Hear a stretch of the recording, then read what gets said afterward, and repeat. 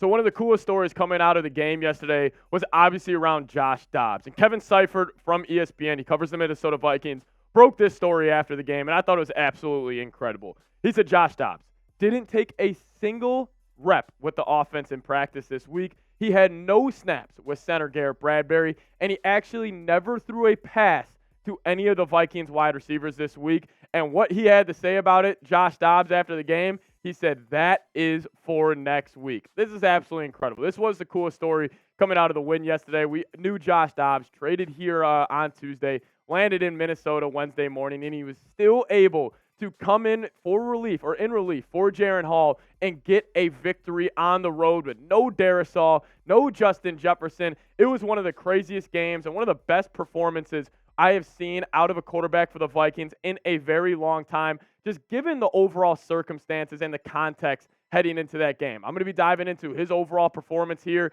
in a second. But let's show QB1. Yes, QB1 for the Minnesota Vikings some love. Josh Dobbs, type his jersey number down in the comments right now. Spam those 15s. I want to see thousands of 15s showing Josh Dobbs some love. But let's dive into Overreaction Monday here on Vikings Now.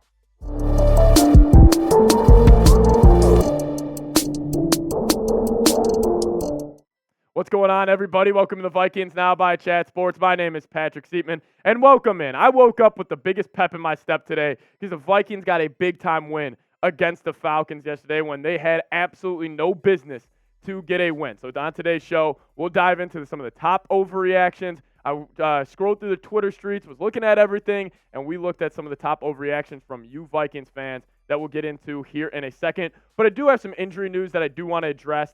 Unfortunate news. Kevin Seifert, again, broke this, but the Vikings did confirm that Cam Akers ruptured his left Achilles tendon, and then Kevin O'Connell had to say that Cam is pretty bummed out after the game. And then he also tore his right Achilles in 2021, so he's torn both of his Achilles. Cam Akers, I actually thought, he had a pretty good run right now with the Vikings. I always liked him over Alexander Madison, getting those reps. But I'll tell you guys this, Ty Chandler is coming. I've been pounding the table for Ty Chandler to get more carries, to get more touches this season. Well, now he's got a good opportunity because he is the second running back on this roster right now. So, listen, Ty Chandler, keep your eyes out for him, especially this weekend against the Saints. It's going to be him and Madison being that 1-2 punch instead of Madison and Cam Akers. I'm just excited to see Ty Chandler touch the football because anytime he does, it seems like an explosive play happens.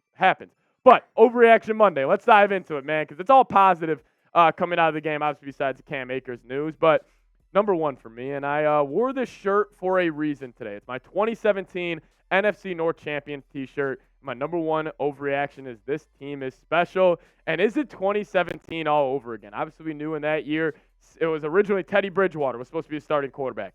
Traded for Sam Bradford. Sam Bradford got hurt. And then Case Keenum, the legend, stepped in there, and he almost led the Vikings to the Super Bowl. They lost to the Eagles in the NFC Championship game.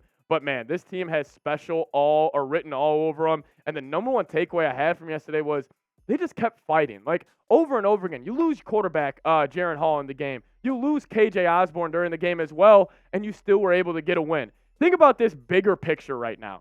When the season started, who was QB1 for the Vikings? Kirk Cousins. Obviously, he wasn't there. QB2, Nick Mullins. He's on IR. He wasn't there. QB3, Jaren Hall yesterday, the rookie out of BYU. He got first on his second possession of the game. They were all not there. Josh Dobbs stepped in, and he was fantastic. Also, you're without Justin Jefferson, the best wide receiver, frankly, the best weapon in the National Football League. Also, who's the best left tackle in the league? It's this guy, Christian Darisaw. You were without him as well. Also, KJ Osborne got hurt during the game. So all that being said, you also had a quarterback step in who didn't take a single offensive snap with the first-team offense this week. You still got a victory. That's special. That's culture. That starts from the top bottom, from Kwesi all the way down to Kevin O'Connell, and it just kind of installs this this overall feeling where it's like no matter what's going on, we're wearing the purple and gold. We feel like we can go get a victory. I loved it. This team's special.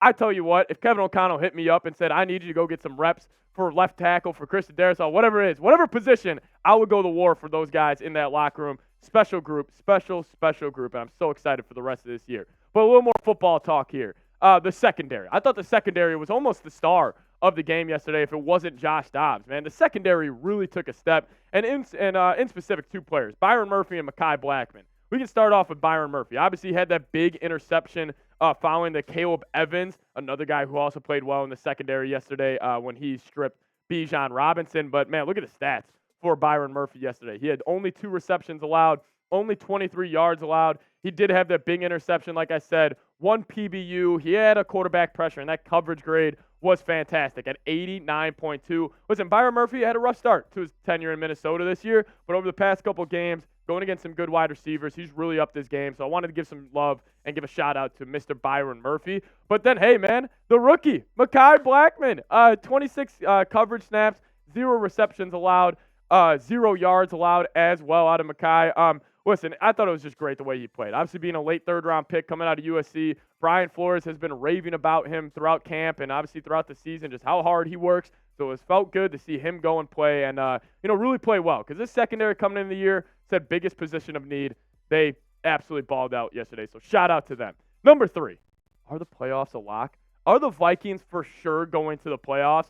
Because, man, I'll tell you what, if we take a broad look at the NFC, they have a very, very good chance to do so. And, listen, we can start off with the NFC North standings real quick. Lions, they're off to a great start. They're 6-2. And then, obviously, the Vikings. The Vikings, man, you start off 0-3, start off 1-4, and now you're 5-4, and you have a 2-game lead over the Packers, and you got a pretty sizable lead over the Chicago Bears as well. Do I think the division's out of kind of reach for the Vikings? No. I actually think the Vikings have not a good chance, but they have a chance to go win the division, considering 2 of the last 3 games are against the Detroit Lions. Hey, if you're within 2 games and you go win both those, guess what? You're probably going to win the division. So, listen, NFC North chances, a little unlikely, but playoffs, I think they're really likely. Because if you look at the top teams in the NFC right now, what is so crazy about this graphic, by the way, look at the Niners and the Cowboys. They're both a 5-win team. The Vikings, Saints, and Seahawks all have 5 wins as well. I mean, you really think about that. What the Vikings have been able to overcome this year, and they have the same amount of wins as the freaking Cowboys and Niners, and we have the tiebreaker over the Niners as well. That could be huge for wild card seeding. Obviously, a big-time matchup this weekend against the Saints. Really, that's going to probably feel like a playoff game in Minnesota, so expect U.S. Bank to be rowdy during that one. But this is kind of how it shakes up right now. But if you look at those top 7, I mean, Vikings, man, I don't think the Commanders are going to jump them. I don't think the Falcons could. Obviously, we had the tiebreaker over them as well. So, overall, big-time weekend for the Vikings playoff chances. But I'll get you guys involved right now. Will the Vikings make the playoffs? Give me a Y for yes or an N for no. I'll tell you what, if I was watching this video, I'd be spamming my Ys down in the comment section because the playoffs are on, and I would love a 7-2 matchup of the Vikings and the Lions with Josh Dobbs going to Detroit and knocking off Jared Goff.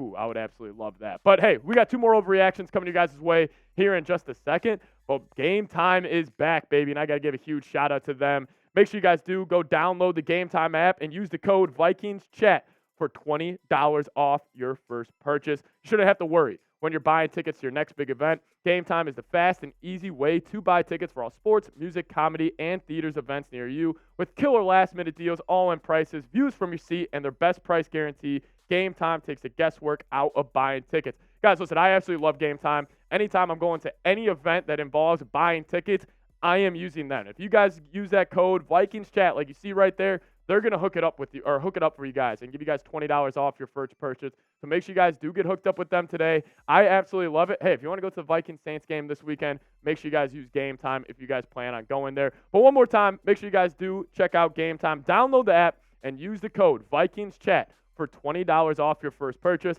I'll make sure that link for you guys is in the comment section of this video and in the description. Make sure you guys click it. Get hooked up with Game Time. You won't regret it. Trust me. Get hooked up today. All right, number 4. You guys knew this was going to be on here.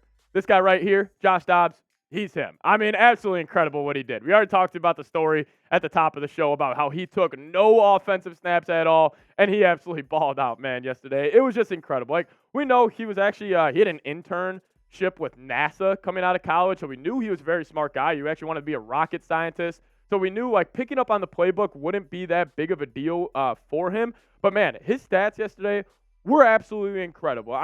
Listen, the fact that Josh Dobbs was able to do what he did yesterday on a short week of practice was incredible, man. Shout out to him.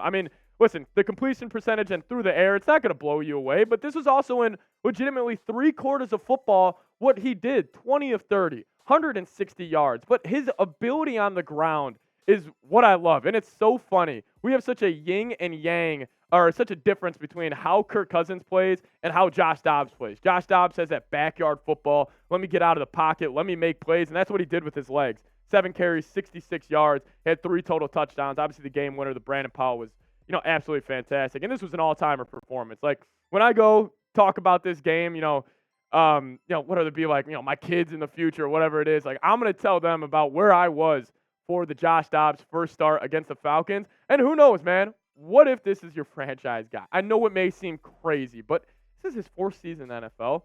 What if he gets a good team around him? The locker room's already bought into him as their starter. I don't know, man. It's special. That's why I'm wearing this shirt today. It's feeling like 2017 all over again in Minnesota. Josh Dobbs, I love you, Josh Dobbs. That's all I got to say. Shout out to you. Season's back on. Speaking about the season and the season upcoming, like I said, Vikings have been dealing with all types of injuries this year. Reinforcements are coming, and that's what I love about this football team.